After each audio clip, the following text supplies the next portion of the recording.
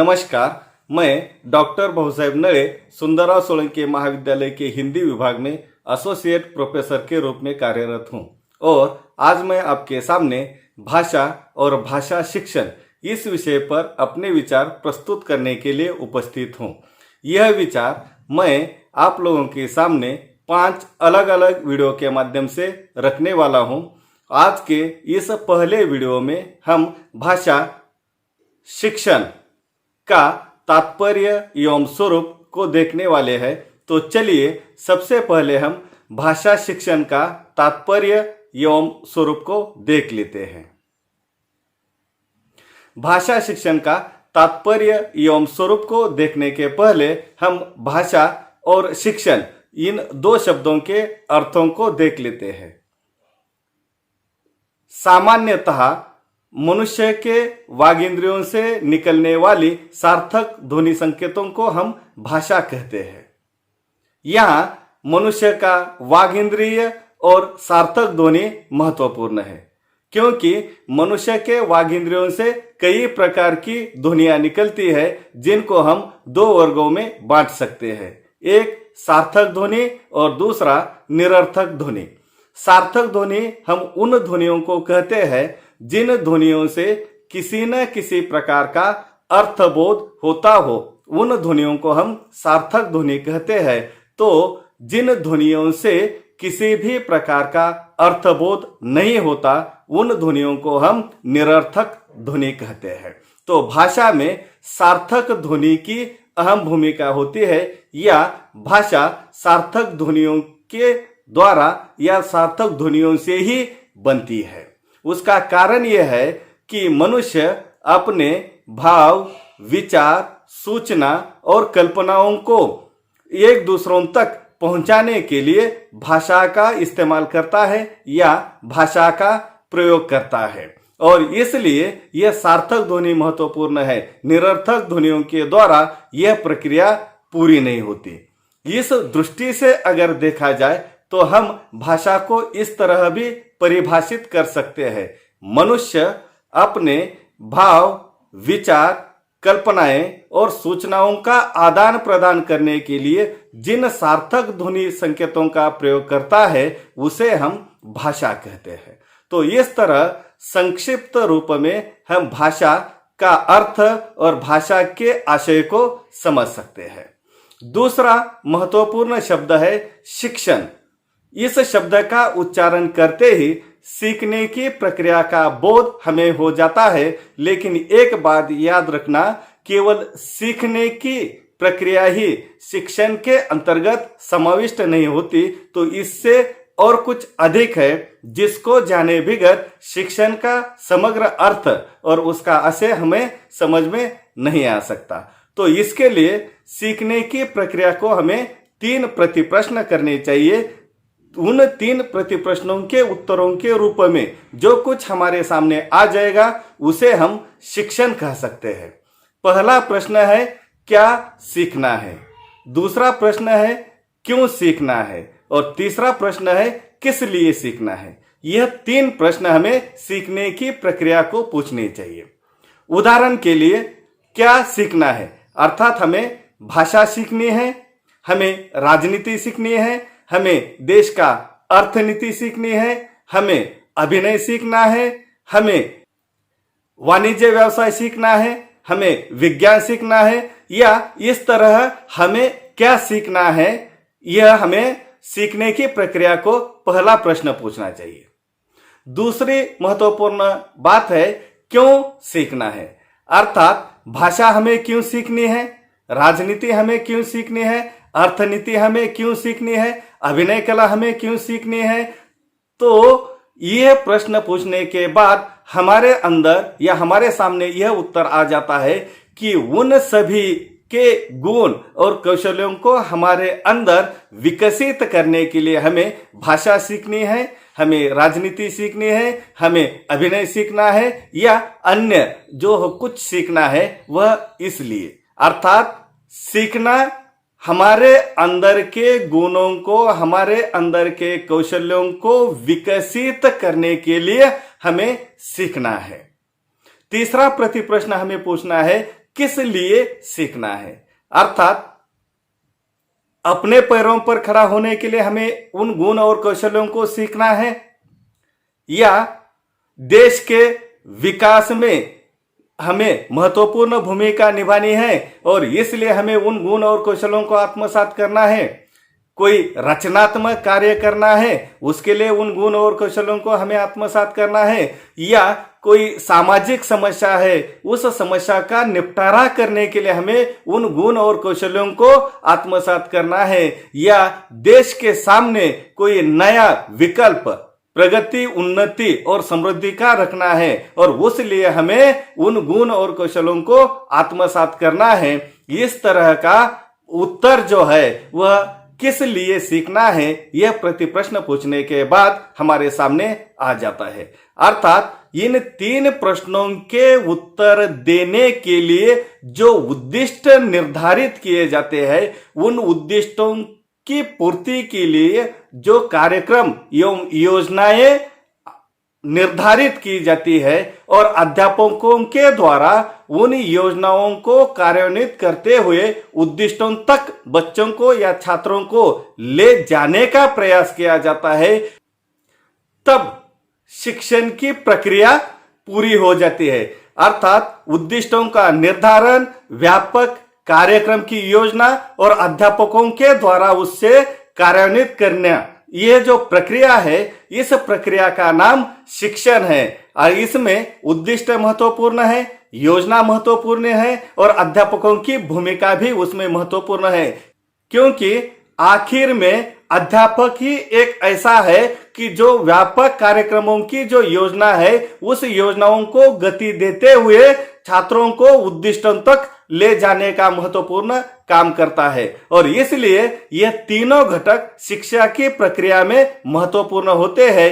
इन 3 घटकों के समन्वय से शिक्षण की प्रक्रिया जो है वह प्रक्रिया पूरी तरह से कार्यान्वित होती है। और अध्यापक एकमात्र ऐसा है कि जो इस प्रक्रिया को अधिक सफल बनाने का काम करता है, वह अपने जीवन के अनुभव और प्रशिक्षण के द्वारा बच्चों पर निरंतर कई प्रकार के संस्कार करता रहता है, ज्ञानार्जन करता रहता है, समय समय पर उनकी सोच और विचार में परिवर्तन लाने का काम करता है, उनके ज्ञानात्मक, बोधात्मक और भावात्मक विकास करने का काम करता है। और इन सभी के बल पर छात्र जो है शिक्षा के द्वारा निर्धारित किए गए उद्दिष्टों तक पहुंचता है और एक देश का उत्तम नागरिक, देश का वैज्ञानिक, देश का समाज सुधारक या इस तरह के अन्य महापुरुषों की तरह वह अपना योगदान देने के लिए सामने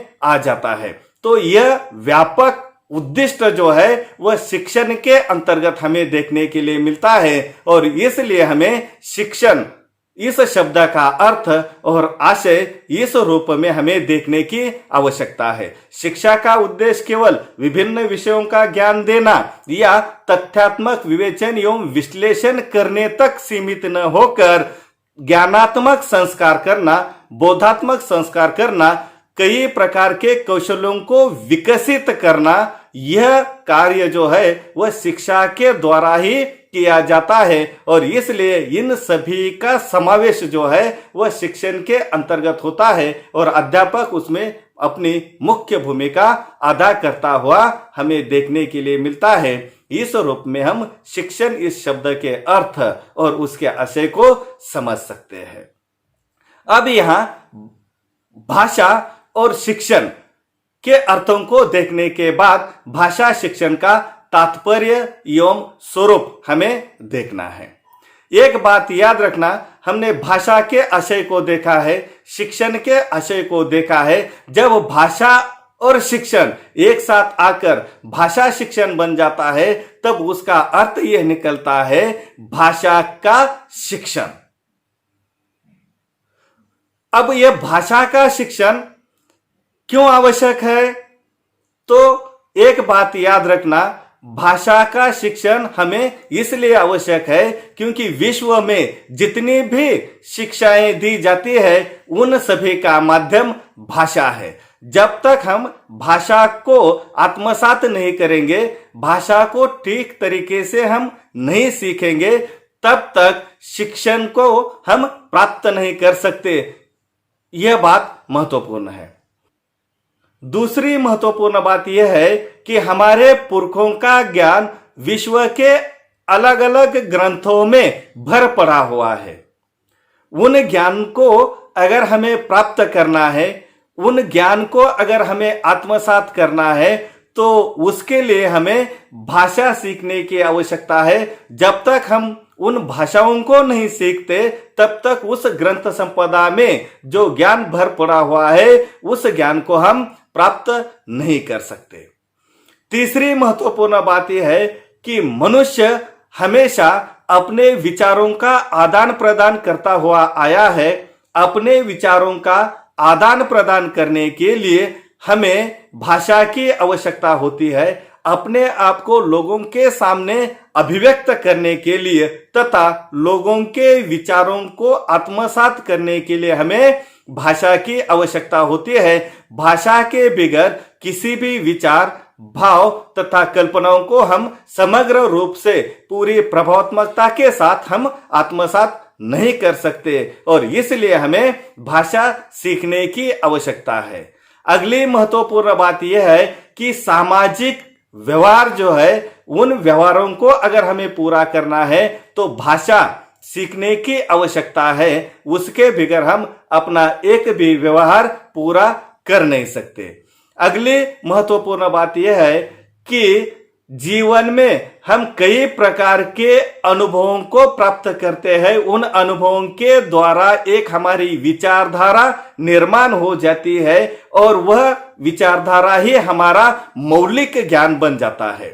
और हम हमेशा सोचते हैं कि जो अनुभव मुझे आए हैं वे अगली पीढ़ी को नहीं आने चाहिए, और इसलिए ऐसे अनुभवों को हम अगली पीढ़ी तक पहुंचाना चाहते हैं। अगर वे सुरक्षित रखना चाहते हैं, अगली पीढ़ी तक पहुंचाना चाहते हैं, तो उसके लिए ग्रंथ लेखन की आवश्यकता है, और उस ग्रंथ लेखन को भाषा के बगैर हम पूरा नहीं कर सकते। इसलिए हमें भाषा सीखने की आवश्यकता है। इन सभी बिंदुओं को देखने के बाद भाषा हमें क्यों सीखनी चाहिए, उसका महत्व जो है वह तुरंत समझ में आ जाता है। दूसरी महत्वपूर्ण बात यह है कि भाषा शिक्षण के अंतर्गत इन सभी को ध्यान में रखते हुए छात्रों में भाषा के जो कौशल्य है, उन कौशल्यों का विकास करना, यह उद्दिष्ट जो है वह भाषा शिक्षण के अंतर्गत आ जाता है। भाषा शिक्षण के अंतर्गत केवल भाषा का सैद्धांतिक ज्ञान देना यह उद्दिष्ट नहीं है। तो भाषाई कौशल्यों को विकसित करना, और वह भाषाई कौशल्य कौन से है? श्रवण कौशल्य है, वाचन कौशल्य है, लेखन कौशल्य है, भाषण कौशल्य है।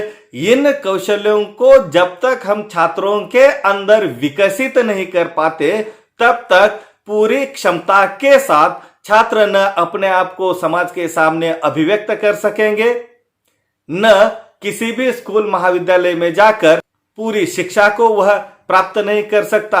भाषा ही एक ऐसा अवरोध है जो हमारी प्रगति, उन्नति और विकास में आड़े आने का काम कर रहा है। इसी मर्यादाओं के कारण बहुत सारे बच्चों के अंदर कई प्रकार की क्षमताएं हैं, कई प्रकार की कल्पनाएं हैं। वे आगे बढ़ सकते हैं, कुछ करके दिखा सकते हैं, लेकिन भाषा जो है वह उनके सामने रोड़ा डालने का काम करती है। और इसलिए इस तरह के अवरोधों को दूर करते हुए बच्चों को आगे बढ़ाने के लिए, बच्चों को अपने आप को लोगों के सामने अभिव्यक्त करने के लिए तथा बच्चों को विश्व के साथ व्यवहार करने के लिए सक्षम बनाना, यह शिक्षा का उद्देश्य होने के कारण शिक्षा के माध्यम से भाषा का शिक्षण देना शुरू कर दिया है। और इसलिए भाषा शिक्षण आज के समय की